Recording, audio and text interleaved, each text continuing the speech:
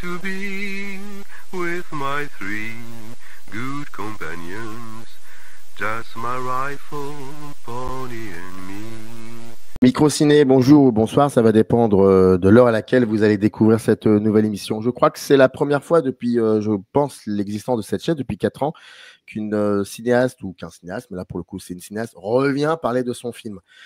donc, donc voilà, on tente quelque chose. Mais en même temps, c'est normal, parce que la première fois que Chloé était venue, donc pour nous parler de fragments au pluriel d'un parcours amoureux, c'était, je l'ai noté, le 30 août 2023, c'était dans le cadre d'une projection en devenir à la Mostra de Venise.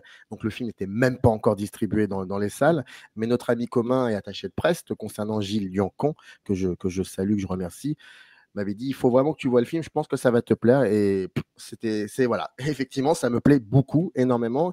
Et de temps en temps, comme ça, je demandais à Chloé quand est-ce que le film sort en France. Et il sort le 4 juin de cette année, donc c'est une excellente nouvelle, fragment d'un parcours amoureux. Et le film est italien, mais en langue française. Donc, Chloé me disait ça il y a quelques secondes. Et c'est effectivement, faut voir le film. Et je crois que j'ai tout dit, sauf que je suis vraiment très content qu'elle soit là de retour pour parler de ce film à nouveau, peut-être 20 minutes de plus que la dernière fois. Mais avant de lui demander, enfin, de lui poser la question sur l'intériorité, sur pas mal de choses. D'habitude, je demande comment ça va. Donc là, cette question va être différente. Je demande comment ça va depuis 2 ans, depuis que ce film existe. Qu'est-ce qu'on en sort? Comment il vit ce film? Est-ce qu'il est encore à toi ou est-ce qu'il va commencer à t'échapper à partir du 4 juin? Je ne sais pas, j'ai posé trop de questions. À toi.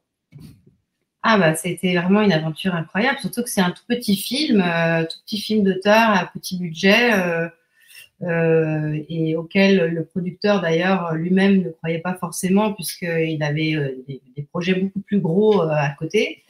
Et en fait, ça a été vraiment une excellente surprise puisqu'il a fait un très joli parcours. On a mis un peu de temps avant de trouver un distributeur français puisqu'évidemment, il y a beaucoup de films qui sortent en France. Et heureusement, Destiny Film a pris le film et donc il doit sortir bientôt. Mais par contre, il est sorti en Italie, en salle, et en Espagne, juste la semaine dernière. Et il a été vendu aussi en Amérique du Nord. Et surtout, on a fait une tournée des festivals, on a remporté pas mal de prix. Et donc, le film, effectivement, nous a échappé puisque le public se l'est vraiment approprié et on a eu... ça a été assez formidable, l'accueil et le retour du public. On reçoit énormément de messages. Et notamment, la chose qui nous a beaucoup étonnés, c'est le succès auprès des jeunes de 20 ans. Et ça, je ne m'y attendais pas du tout concernant un film quand même qui parle de mon histoire personnelle, mais donc de quelqu'un qui a passé la quarantaine et qui parle d'un monde qui a disparu. Donc, le monde d'avant la révolution digitale, la révolution numérique, et avec plein d'objets qui ont disparu de nos vies. Donc, il a un côté un peu quand même nostalgique et vintage. Et pourtant, les jeunes se sont passionnés pour ce film. En Italie, ça a été un petit phénomène. Et ça a été vraiment étonnant et surprenant. Mais pourquoi être étonné? Bon, il y a effectivement l'aspect technologique, ça tu l'as très bien dit. On est d'accord là-dessus. Bah, il y a bien une chose qui ne changera absolument pas, et le film ne parle que de ça, c'est bien évidemment les regards. Donc, c'est comme si tu avais oublié, je me permets le tutoiement, c'est comme si tu avais oublié qu'il pourrait y avoir d'autres générations qui pourraient aussi avoir cette sensation, cette adrénaline dans les regards.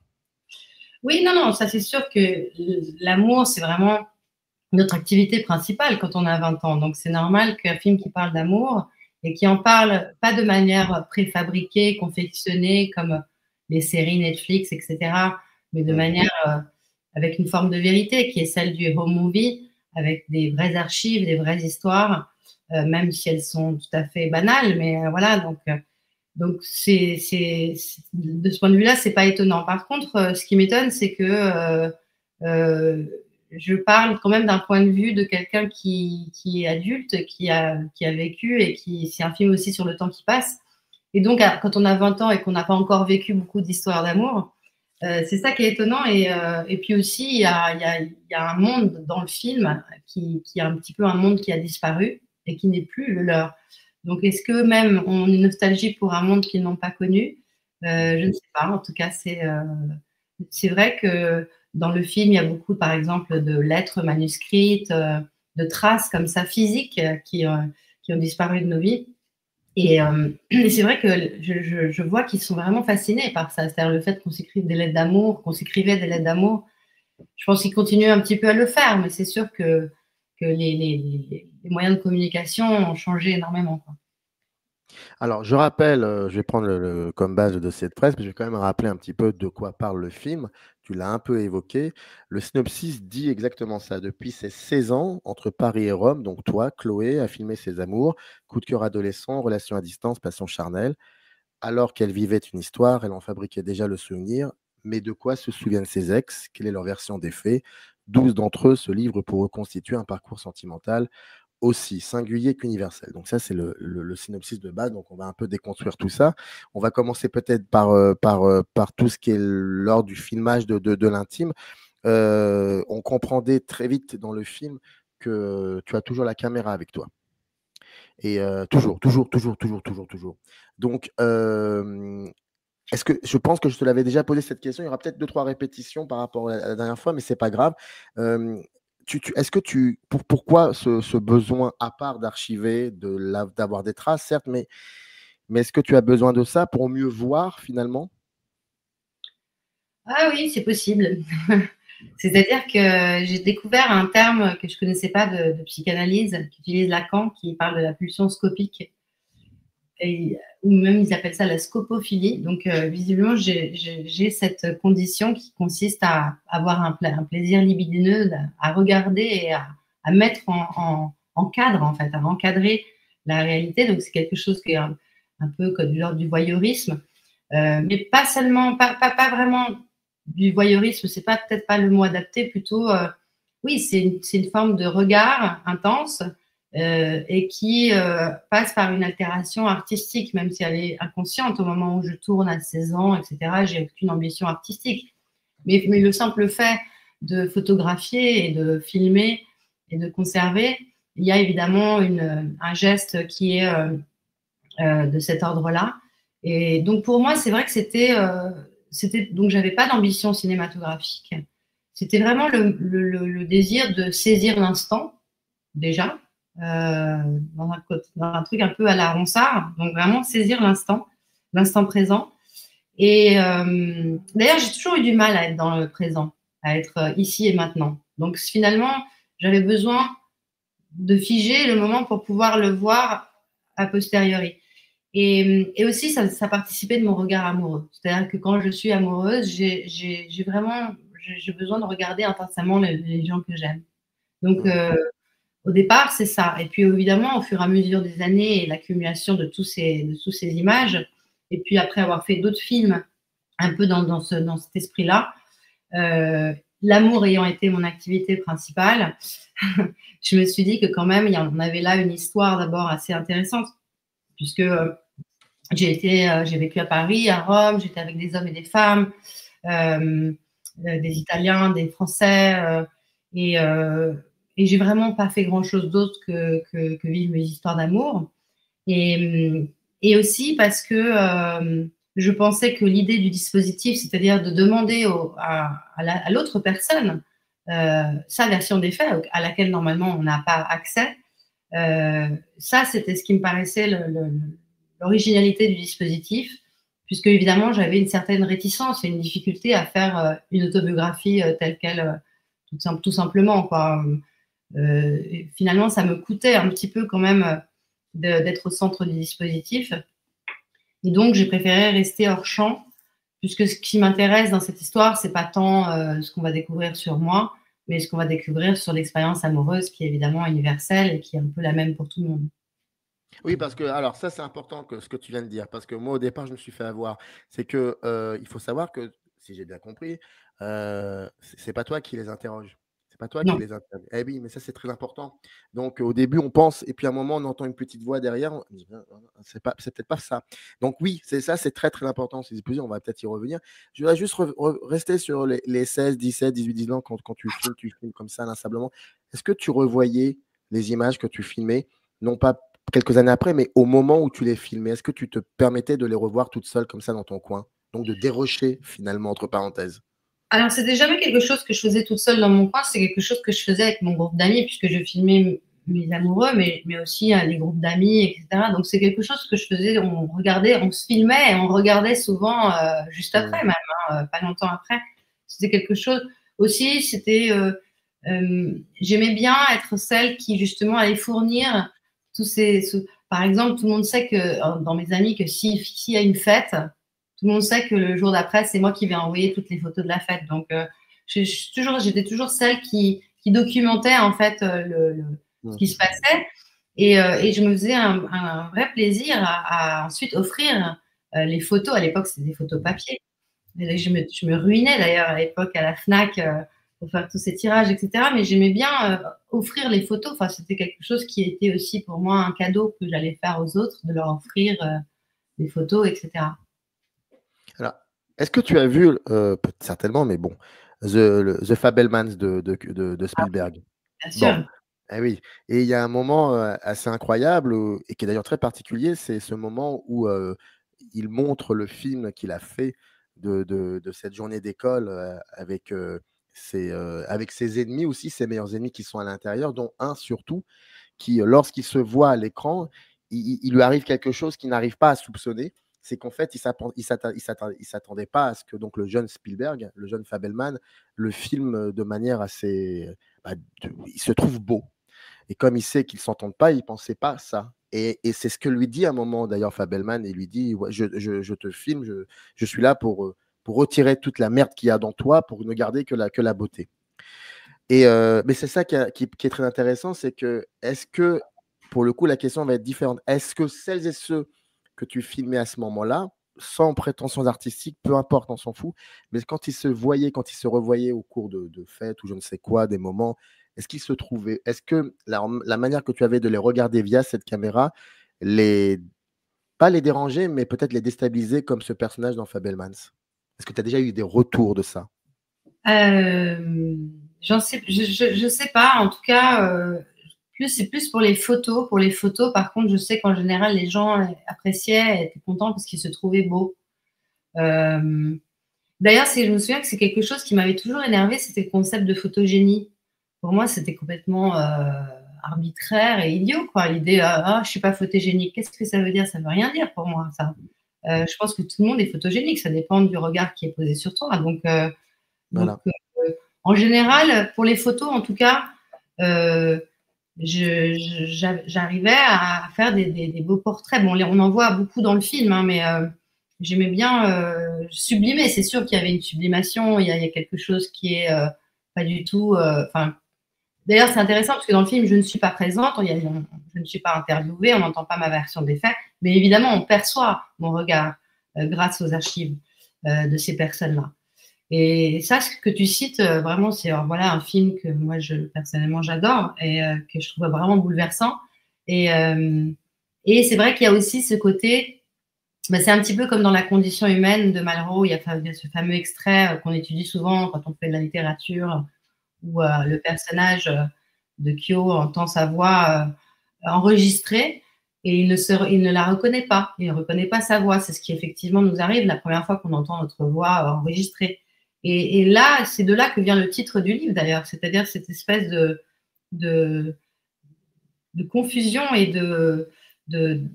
qui caractérise la condition humaine, qui est cette difficulté à sortir de soi et à justement voir les choses d'un point de vue extérieur. C'est un petit peu, de manière très modeste, ce que j'essaye de faire, c'est-à-dire comment est-ce que les autres parlent de nous au moment où nous ne sommes pas là et au moment où ils racontent l'histoire d'amour qu'ils ont eue avec nous. Est-ce que c'est la même version? Évidemment non. Est-ce que quand même on a vécu la même histoire? Et ça, la question est posée dans le film. Et est-ce qu'il y a une vraie rencontre ou est-ce qu'il y a un total malentendu? Et c'est dans cette espèce de jeu entre les subjectivités qu'il y a, si on veut, le cinéma ou la littérature, voilà, le récit en tout cas, puisqu'à partir du moment où on raconte son histoire, on rentre toujours dans la fiction. Oui, mais il y a aussi un autre hors-champ que nous ne verrons jamais et qui ne regarde que toi pour le coup, c'est que toi et tes ex, c'est que on les entend, on entend ces souvenirs privés. On voit tes images d'archives, donc on voit tes souvenirs et on les voit eux avec leurs souvenirs privés. Bon, et puis il y a un moment, il va se passer autre chose parce que le film est terminé, c'est que toi et peut-être eux, vous allez vous retrouver. Donc, il va y avoir une conjugaison que nous ne verrons jamais, nous, spectatrices, peut-être hommes, et que nous allons peut-être imaginer. Même s'il y en a peut-être un ou deux dans le film qui dit en gros que voilà, on ne se parle plus. Mais voilà, c'est ça, il y a aussi ça, il y a le fameux hors-champ juste après, et qui est assez intéressant, ça aussi. Ben, il y en a certains pour lesquels on ne s'est jamais quitté, dans le sens où on a toujours gardé une relation amicale et dans les années, on est toujours resté très proches. Et il y en a effectivement, il y a toujours des gens comme ça avec qui on a perdu le contact ou qui ont voulu clore les relations avec nous, donc qu'on le subisse ou qu'on le choisisse. Et là, est-ce qu'on les retrouve dans la réalité? Pas forcément. Dans mon cas, ça n'a pas été le cas de tout le monde. C'est-à-dire qu'il y en a certains qui sont, où on s'est retrouvés, même par exemple à Venise après à la sortie du film, mais il y en a que la moitié qui sont venus. Et puis il y en a qu'on ne retrouve pas forcément. Mais même si on les retrouve pas dans la réalité, on les retrouve dans un film. Donc c'est quand même pas mal. Là, on parle de mémoire, elle est pas linéaire, elle n'est pas forcément si véridique que ça. Et par rapport au montage, est-ce que le montage finalement t'a permis de cartographier plutôt une mémoire affective, mais pas forcément une vérité historique, plutôt une mémoire affective?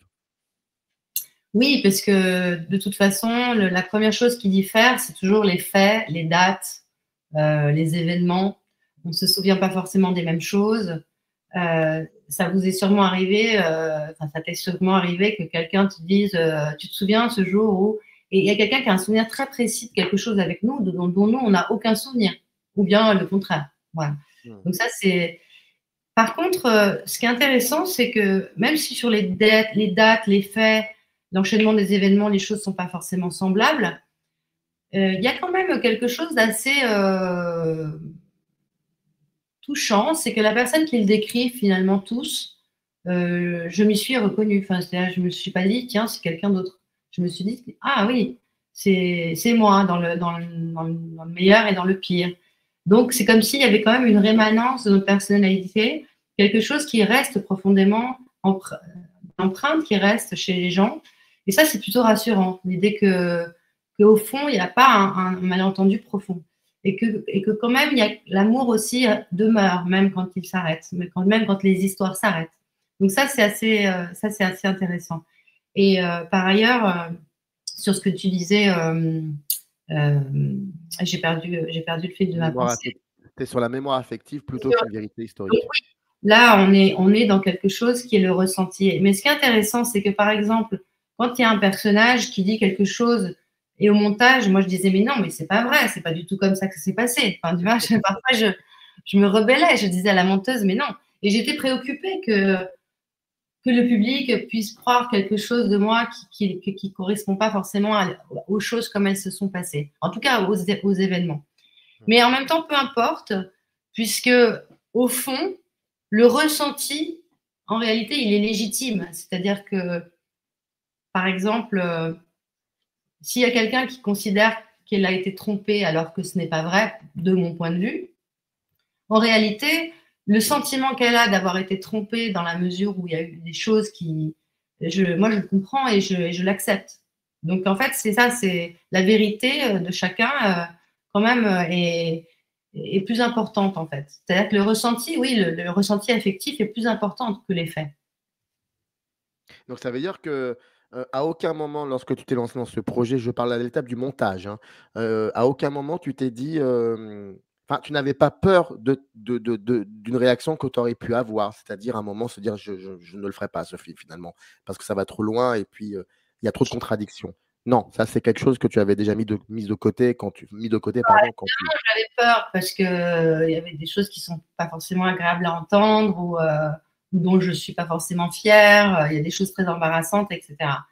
Mais là, il y a quelque chose d'intéressant qui se passe quand on commence à faire un film, c'est que il y a une forme de distance qui s'instaure, c'est-à-dire que les personnes deviennent des personnages, et moi-même, je deviens un personnage du film.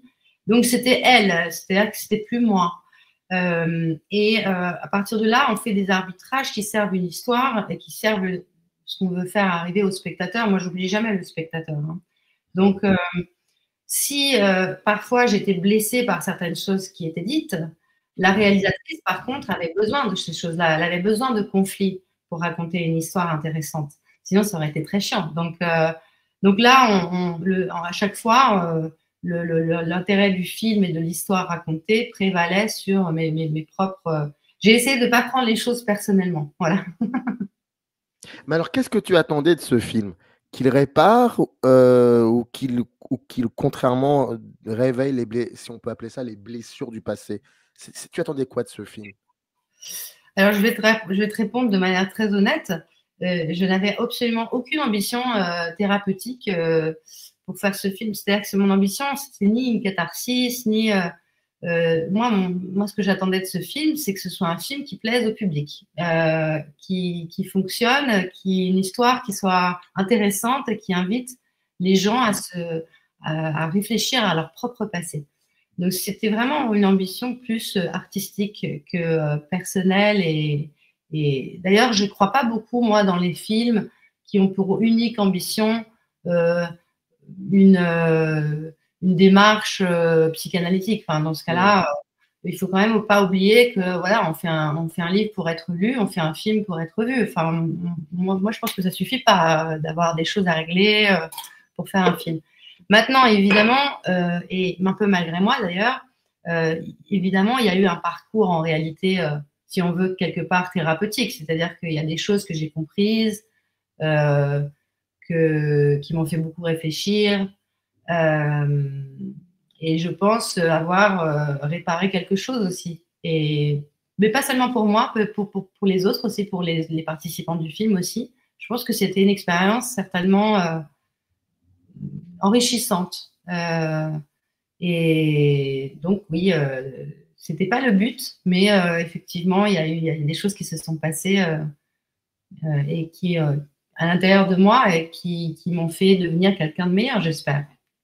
Bah oui, il y a quand même cette séquence incroyable où il y a Rebecca Zlotowski qui raconte comment elle a vu quelque chose te concernant avec une autre personne. Elle s'est aperçue donc d'une tromperie, en tout cas, c'est ce qu'elle dit.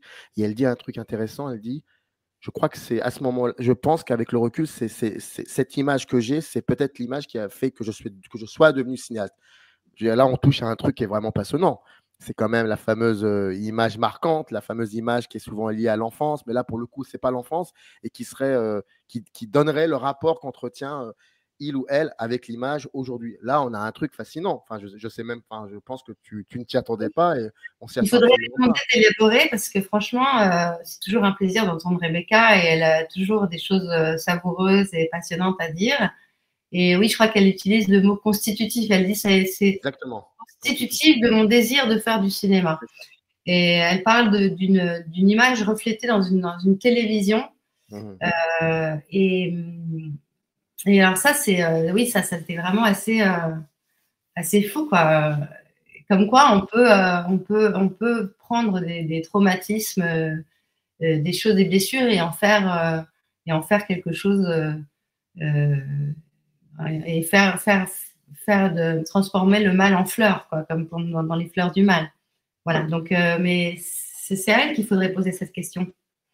Exactement. Alors, restons sur les paroles donc de toutes ces personnes. Finalement, c'est comme si c'était une espèce de chœur comme ça, pas tragique, mais plutôt peut-être comico-tragique. Et ça serait intéressant de savoir au niveau toujours du montage, qui a dû être une étape assez atypique, comment on peut diriger donc ces voix du passé qui racontent des choses du passé, afin que toutes ces voix construisent finalement un récit du présent, un récit cohérent. Alors, ça, c'était vraiment un travail passionnant. Alors, moi, c'est ce que je préfère, le montage. Moi, je n'aime pas beaucoup tourner, moi. C'est vraiment pas mon truc. Et c'est vraiment là que j'écris, c'est au montage. Et je travaille avec une monteuse formidable qui s'appelle Marina De Pedro. Et puis, avec Fabia Cleri, qui nous a beaucoup aidé aussi sur l'écriture, l'aspect éditorial. Puis, j'avais aussi deux personnes qui nous ont aidés dans l'écriture de la structure dramatique, etc. Donc, l'idée, c'était quand même si c'était très important dans ce film d'avoir une chronologie, Moi, je voulais vraiment, je tenais beaucoup à la chronologie, ce qui n'est pas forcément facile à imposer à un producteur aujourd'hui, parce qu'aujourd'hui, la mode, c'est de faire des récits déconstruits, où on commence par la fin, vous voyez, ce genre de choses. Et moi, c'était absolument ce que je voulais éviter. Et quelque part, je voulais une structure très simple, chronologique, puisqu'on vit notre vie chronologiquement, où chacun ait sa place et un moment où il n'y ait que cette personne. Donc, comme des chapitres, en fait, avec le nom de chaque personnage, un peu comme dans l'histoire de ma vie de Casanova, chaque chapitre a le nom d'une femme. C'est évidemment un livre qui m'a beaucoup passionnée, parce qu'il parle beaucoup d'amour. Et donc, j'étais convaincue que l'intérêt du film résidait dans le récit collectif. Donc, on a plusieurs personnes qui sont très différentes. Aujourd'hui, elles ont tous plus ou moins le même âge, donc on a plus ou moins la quarantaine, donc c'est l'âge des premiers bilans. Et on voit ces mêmes personnes au moment où elles étaient avec moi, donc à différents âges de la vie. Donc déjà, les voir aujourd'hui et à l'époque, c'est quelque chose qui est bouleversant. Et puis surtout, ces personnes-là, elles sont différentes, mais elles ont quelque chose en commun, ou plutôt quelqu'un. Et alors ça, c'est quelque chose qui rend le film... En fait, elles sont réunies dans un espace qui est le film, même si elles ne se sont pas rencontrées au moment du tournage du film. Mais elles sont forcément mises en relation et elles dialoguent entre elles. Et là, il se passe quelque chose de très presque érotique, dans le sens vraiment de ce que fait la littérature ou le cinéma. Il y a quelque chose, parce que finalement, toutes ces personnes, elles ont couché avec la même personne, en gros. Hein. Enfin, c'est ce qu'on pense quand on est en train de voir le film.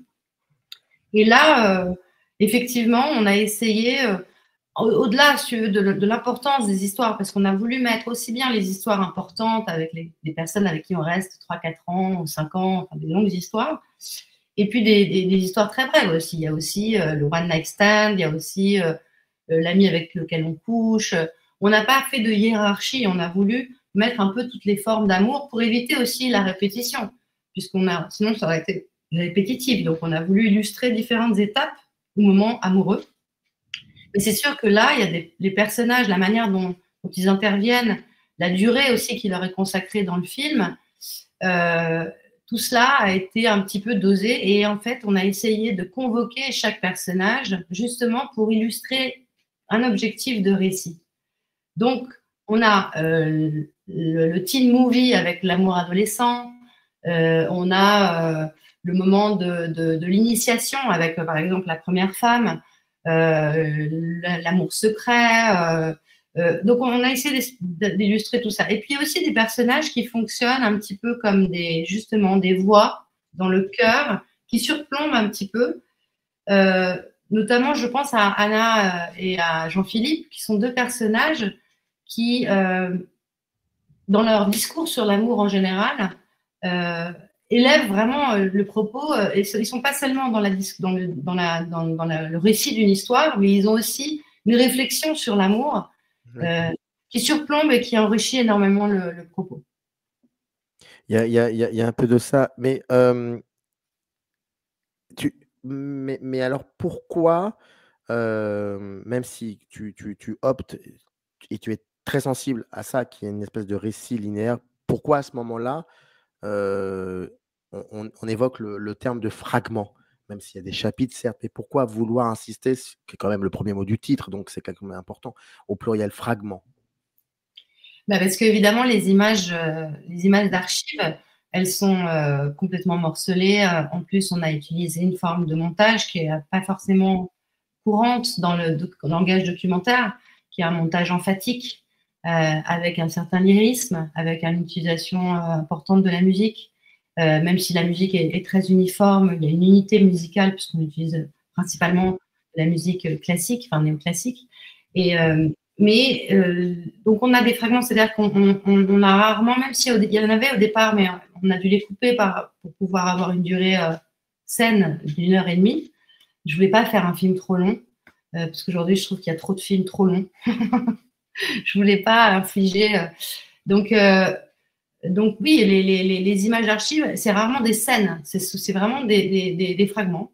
Et puis, les témoignages des personnes sont aussi fragmentés, puisque, encore une fois, on a été contraint à l'ellipse pour pouvoir avoir 12 personnages dans un film d'1 h 30. Donc, il y a des personnages, par exemple, qui sont là pendant 5 minutes. Donc, c'est pas beaucoup. Hein. Donc, on est vraiment obligé d'aller focaliser sur des aspects et on n'entend jamais une histoire du début à la fin. Il y a toujours des sauts temporels.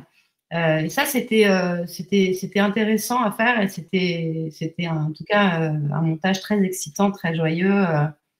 Et puis, dans cette chronologie, on a quand même inséré des parenthèses et des pauses entre un personnage et l'autre, où là, par contre, le discours est plus général, c'est plus universel sur des questions, des sujets qui intéressent toutes les histoires d'amour. Donc, le passé, je sais pas moi, la séduction, l'homosexualité, des choses comme ça.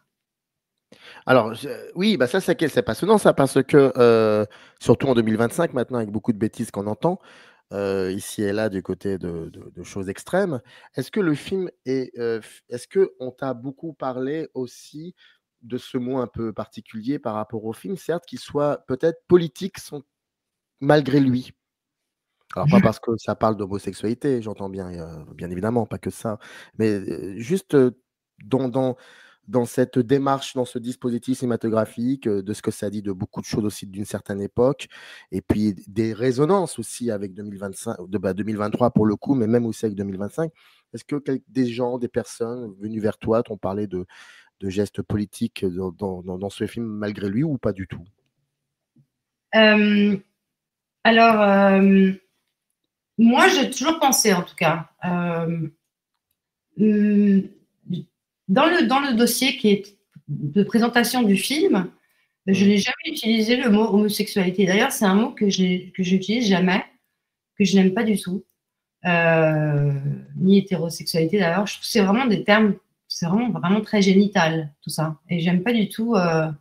C'est vraiment, je trouve ça ringard en plus. Donc voilà, c'était un non-sujet, ça n'était absolument pas décrit dans le projet du film.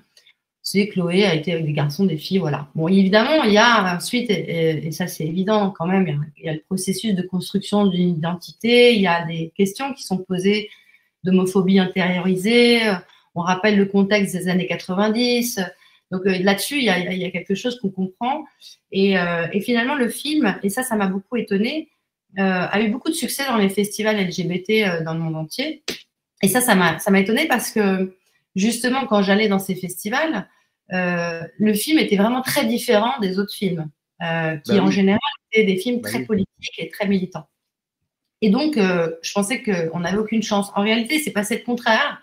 C'est-à-dire que justement, on a gagné ces festivals parce qu'on était différent des autres films, en fait. Et peut-être que le public a envie de quelque chose qui soit post-identitaire et qui parle simplement d'amour et sans se poser absolument ces questions-là. Donc, peut-être que dans ce sens-là, effectivement, le film est un film politique malgré lui, c'est-à-dire que justement, il revendique la liberté amoureuse sous toutes ses formes et surtout la complexité et le fait qu'on soit tous multiformes. Donc, on a un personnage gay, un homme gay qui couche avec une fille qui elle-même est peut-être une lesbienne. Enfin, voilà. Les choses sont beaucoup plus complexes. On a beaucoup de femmes hétéros dans le film qui pourtant ont une histoire d'amour avec une femme sans pour autant se considérer lesbienne. Les choses sont beaucoup plus fluides et ça, c'est aussi ça que je pense que les jeunes ont bien compris, les jeunes de 20 ans, c'est qu'ils revendiquent cette fluidité et cette liberté et le fait, le droit à l'indifférence, comme on dit aussi. Et d'ailleurs, je me souviens très bien d'une discussion qu'il y avait eu au moment des David et des Donatello, les nominations pour les prix du cinéma italien. Donc, où ils faisaient des catégories, en fait. Donc, il y a des documentaires politiques. Donc, ils avaient mis des documentaires politiques. Et je me souviens que mon film n'avait pas été pris en considération. Et moi, j'avais dit, mais c'est un film très politique.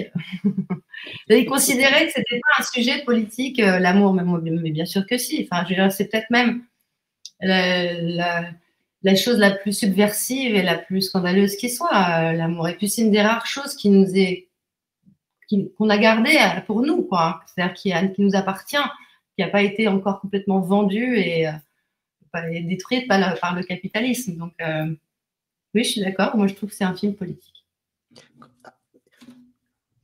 Qu'est-ce qui, à un moment, qu'est-ce qui fait, qu'est-ce qui passe dans la tête, en l'occurrence dans ta tête, qui fait qu'à un moment, tu te dis, ce que j'ai filmé depuis toujours, et bon, il faut que je le fasse, il faut que j'en fasse un film de cinéma, il faut que j'en fasse un film, déjà.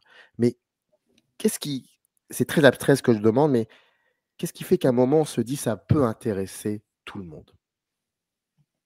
Alors ça, c'est pas aussi facile que ça, hein. En réalité, comme beaucoup de femmes réalisatrices, j'ai mis beaucoup de temps avant de me sentir légitime, avant même de m'appeler réalisatrice. D'ailleurs, encore aujourd'hui, je me définis pas comme réalisatrice. Je me définis par le travail que je fais. Je fais des bandes annonces à la télévision ou je suis enseignante. Et je suis la première étonnée quand on me dit que je suis une réalisatrice. Et pendant longtemps, effectivement, je pensais que ça n'intéresserait personne. Donc, j'étais moi-même dans cette espèce d'autocensure qui est très classique, notamment chez les femmes. Et puis aussi, il y avait un moment de contexte qui fait que pendant longtemps aussi, on ne s'intéressait pas aux narrations des femmes, notamment en Italie, où on est encore en arrière là-dessus. Et je dois dire que le film a profité de MeToo et la révolution qu'il y a eu autour de ces thématiques et de la nécessité de raconter le monde du point de vue des femmes. C'est ce qui a fait qu'enfin, un grand producteur comme le mien en Italie a décidé de promouvoir des jeunes femmes réalisatrices et de financer un tel projet, ce qui aurait été impensable même il y a 5 ans. Donc, de ce point de vue-là, bon, moi, j'ai fait d'autres choses avant. J'ai fait des films vraiment chez moi, à la maison. J'ai fait des podcasts, des documentaires audio. Et puis, j'ai fait un film sur l'histoire de mes parents, etc. Et c'est là que j'ai commencé à comprendre petit à petit qu'en réalité, ces films avec des archives personnelles, pour peu qu'ils soient racontés d'une manière évidemment intrigante pour le public, pouvaient effectivement toucher le plus grand nombre. Et que le paradoxe, c'est que plus on est personnel, plus en fait on réussit peut-être à être universel. Donc, voilà, donc c'est vrai que ça a été tout un processus. Par contre, dès le départ, j'avais l'intuition que ça pouvait quand même marcher. J'en étais pas convaincue.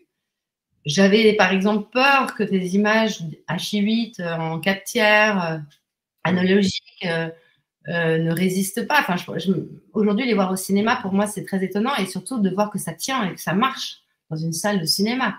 C'est fou. C'est vrai qu'à un moment donné, quand il y a du 4K à côté, on se dit bon bah ça va pas tenir. Et en fait, si ça tient, et ça tient justement à la densité de la mémoire, de l'image analogique. C'est quelque chose de très puissant. Donc maintenant, j'en suis vraiment convaincue. Mais c'est vrai que ça a été un processus. Par contre, dès le départ, je pensais que j'avais une conviction, c'est que le genre documentaire ne s'intéresse pas assez à l'amour, alors que c'est quand même une expérience fondamentale dans nos vies. Et que c'est un thème central du cinéma. Donc, pourquoi est-ce que le documentaire ne s'intéresserait pas à cette expérience qui est, par définition, subjective? Donc, je voulais aussi que ce soit un documentaire qui raconte ça de manière subjective et romanesque et pas de manière sociologique ou comme un reportage sur un sujet problématique. Parce que souvent, on parle des problèmes liés, alors que là, ce n'était pas ce que je voulais faire. Je voulais raconter une histoire, tout simplement. Et voilà.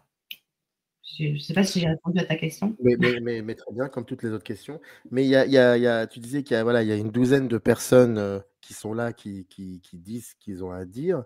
Et donc, effectivement, on peut penser à une espèce de procès, de tribunal, mais il n'en est absolument rien.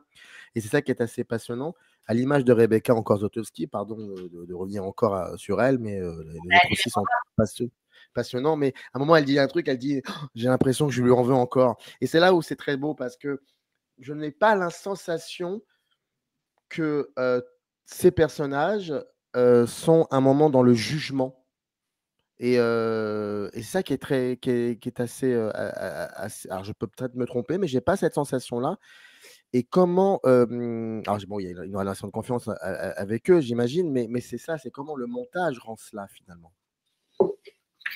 Bah déjà, avant le montage, il y a les interviews donc, qui ont été réalisées par Astrid Desmousseaux. Donc, moi, je tenais à ce que les interviews soient réalisées par quelqu'un d'autre. Et ça, pour plusieurs raisons. Et si tu veux, on en parlera après. Donc, il y avait quand même un dispositif très simple. Déjà, on allait chez eux avec un seul caméraman, Andrés Maldonado, qui faisait aussi le son. Donc, le DOP faisait aussi le son tout seul. Et donc, la personne était simplement avec 2 personnes, le DOP et Astrid qui posait les questions. Il n'y avait pas d'éclairage, donc c'était tout en lumière naturelle. Une seule caméra, donc pas de plan de coupe. Donc, un dispositif très, très léger, peu intrusif, qui permettait, selon moi, justement une intimité et une forme d'honnêteté, de vérité, où on ne soit pas, vous voyez, dans ces dispositifs qu'on voit maintenant dans les documentaires Netflix, avec toutes les scénographies, où on imagine toute une troupe derrière. C'est vraiment le genre de truc, bon. Et donc, même si c'est un peu cheap, c'est vrai que c'est un film qui est vraiment très cheap, voilà, c'est un film à petit budget qui a plein de défauts. Mais tous ces défauts, finalement, passent au second plan et il y a une forme d'harmonie qui se crée. Et puis, l'idée, c'était quand même une démarche bienveillante. D'abord, parce que donc j'avais écrit à chacun une lettre pour les inviter à se prêter au jeu. Certaines ont été un peu plus réticentes pour des raisons évidentes. Mais quand même, me connaissant, d'abord, ils n'étaient pas étonnés. Et je pense qu'ils savaient que ça n'allait pas être un règlement de compte, quoi. Ils savent que justement, il y a cette manière que j'ai d'être très attachée au passé, de sublimer l'histoire amoureuse. Donc, je pense qu'il y avait quand même une forme de confiance. Et que, de toute façon, je ne pouvais pas trahir leurs propos dans le montage, puisqu'évidemment, ils allaient voir le film. Donc, je n'allais pas manipuler leurs propos dans le montage. Donc, j'étais contrainte à une forme d'honnêteté par rapport à ce qu'ils disaient.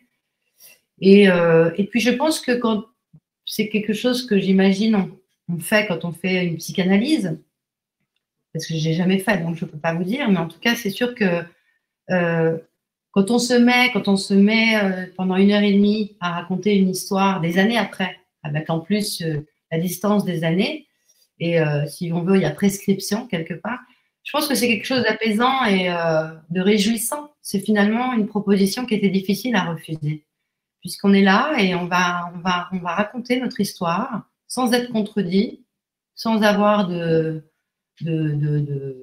règlement de compte.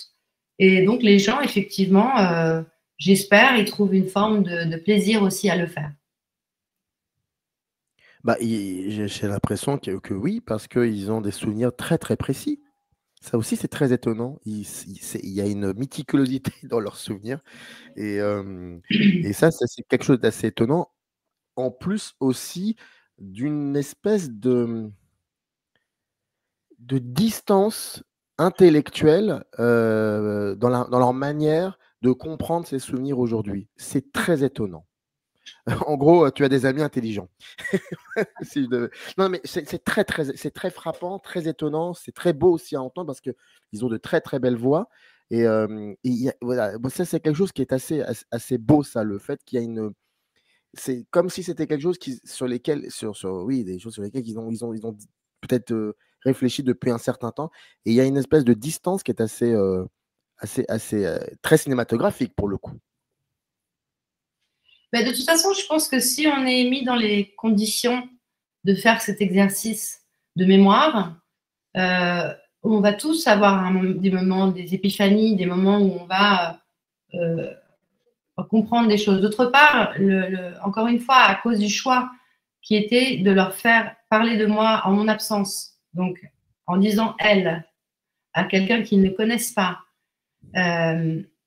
pour éviter justement un tête-à-tête comme ça, où je pense que le spectateur se serait senti un intrus, et surtout pour permettre un récit classique. Moi, ce qui me plaît beaucoup, c'est évidemment, j'ai des références littéraires, donc ce qui me plaît, c'est de raconter une histoire de manière classique. Donc, je l'ai rencontré un soir d'octobre, c'était l'automne, vous voyez. Donc, si on raconte une histoire en parlant de quelqu'un à la 3e personne, on va tout de suite se mettre dans ce type de récit, donc au style indirect, avec, voilà, comme un roman d'éducation finalement, où on voit un personnage qui change comme ça, qui rentre dans la vie, qui va à l'encontre de changements. Et Et donc, oui, la modalité permettait cela. Et puis, bon, effectivement, ensuite, par ailleurs, on n'échappe pas à son milieu. Donc, moi, je suis née dans le quartier latin, dans ce qu'on appelle la gauche caviar, dans un milieu d'intellectuels. Donc, c'est effectivement ce qu'on voit dans la première partie du film. Ensuite, il y a un grand changement, puisque je suis partie à Rome, et là, on voit vraiment le changement que ça a été pour moi, et aussi une forme de libération, d'échapper justement à mon milieu. Mais c'est vrai que dans la première partie du film, on a des personnages qui, effectivement, sont aujourd'hui une réalisatrice, autrice, ou des gens qui ont fait des classes prépa, qui ont lu beaucoup de livres, qui ont vu beaucoup de films. Donc, c'est vrai qu'on a une manière à Paris presque caricaturale, hein, de discuter de ces choses-là. Puis en France, on aime bien aussi, c'est une tradition, on aime bien parler d'amour. C'est quand même. Et puis aussi, je pense qu'en France, il y a quelque chose que j'ai toujours aimé, moi, dans la culture française, que je suis capable de regarder maintenant à distance, puisque ça fait 25 ans que je vis en Italie. C'est vrai qu'il y a quelque chose de très français dans le marivaudage, le jeu amoureux. C'est pas jugé en France, hein. Le jeu amoureux, par exemple, c'est pas considéré comme quelque chose de négatif, alors qu'en Italie, le mot jouer, giocare, hein, avec l'amour, avec les sentiments, c'est tout de suite négatif. En France, il y a quand même une tradition de libertinage, le marivaudage. Il y a quelque chose qui est le jeu de l'amour et du hasard. Il y a une sorte de plaisir à parler d'amour, non pas seulement à le faire. On aime bien discuter pendant des heures de ces choses-là. La preuve, faut voir le film. Ces fragments au pluriel d'un parcours amoureux, le film sort le 4 juin, et il faut absolument aller le voir. Et bon, il y aurait encore beaucoup de choses à dire sur ce film. Mais je vais terminer sur une chanson, et qui a aussi été une chanson d'un film. Le film, en l'occurrence, je crois que c'était Domicile conjugal, non, Baiser volé de François Truffaut. C'est la chanson Que reste-t-il de notre amour de Charles Trenet. Est-ce que le film pose aussi cette question-là, finalement? Oui, d'ailleurs, sur l'affiche, on a écrit Que reste-t-il de tes amours? Donc, on s'adresse au spectateur. En citant la chanson de Trenet. Donc, si, c'est clairement la question du film. Et c'est la question qu'on invite les spectateurs à se poser. Et je crois que ça fonctionne, puisqu'en général, je reçois beaucoup de messages de gens qui me disent qu'en sortant du film, d'abord, ils y repensent 10 jours d'après. Et ensuite, par exemple, certains ont repris contact avec un ex. Certains ont eu envie d'écrire une lettre d'amour. Enfin, voilà, ça, c'est vraiment quelque chose qui fait plaisir, de penser que le film remue un petit peu l'intériorité des gens qui vont le voir. Fragment d'un parcours amoureux, le 4 juin en France. Donc, allez-y. C'est un film vraiment très beau, remarquable. Merci en tout cas, Chloé, d'être revenue une deuxième fois pour nous parler de ce film. Et c'était un plaisir partagé. À très vite. Merci à toi.